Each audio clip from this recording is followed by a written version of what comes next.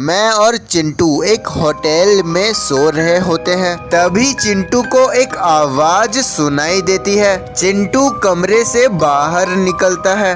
उस आवाज का पीछा करते करते वो हॉल में पहुंच जाता है। चिंटू को समझ नहीं आ रहा है कि ये आवाज कहां से आ रही है। चिंटू बहुत ध्यान से उस आवाज को सुनता है। तब उसे लगता है कि ये आवाज ऊपर से आ रही है।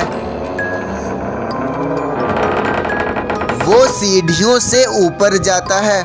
चिंटू को ये आवाज इन कमरों में से किसी एक से आ रही है। चिंटू ध्यान से सुनता है तो उसे पता चलता है कि ये आवाज रूम नंबर 13 से आ रही है। चिंटू वो दरवाजा खोल देता है और उसके अंदर चला जाता है।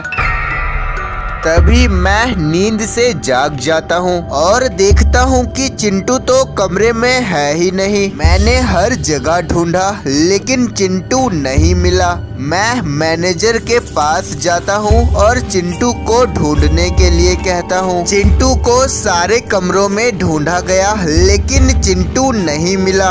अब बस एक कमरा ढूंढने के लिए बाकी रह गया है, कमरा नंबर 13। मैनेजर हमें उस कमरे में जाने के लिए साफ साफ मना कर देता है। मैं जबरदस्ती अंदर चला जाता हूँ क्योंकि मुझे चिंटू को बचाना है। जैसे ही मैं अंदर जाता हूँ मैं देखता हूँ कि चिंटू किसी से बात कर रहा है लेकिन इस कमरे में तो कोई और है ही नहीं।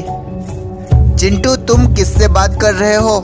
किसी से नहीं। चलो यहाँ से चलते हैं। मैं चिंटू को लेकर अपने कमरे में आ जाता हूँ। सुबह हो गई है और अब हम घर के लिए निकलने वाले हैं लेकिन चिंटू कुछ अजीब सा बिहेव कर रहा है। वो ऊपर उसी कमरे की ओर ध्यान से देख रहा है और उसे हाथ से बाय बोल रहा है। मैं उस कमरे की ओर देखता हूँ तो मुझे ऐसा लगता है कि उस कमरे में कोई है लेकिन वो कमरा तो सालों से बंद पड़ा है और उस कमरे में जाने से भी सबको डर लगता है। पता नहीं क्यों लेकिन मेरा बहुत मन कर रहा था कि मैं रूम नंबर 13 में जाकर देखूं। मैं उस कमरे में चला जाता हूं लेकिन उसके बाद मेरे साथ जो होता है वो मैंने कभी सोचा भी नहीं था।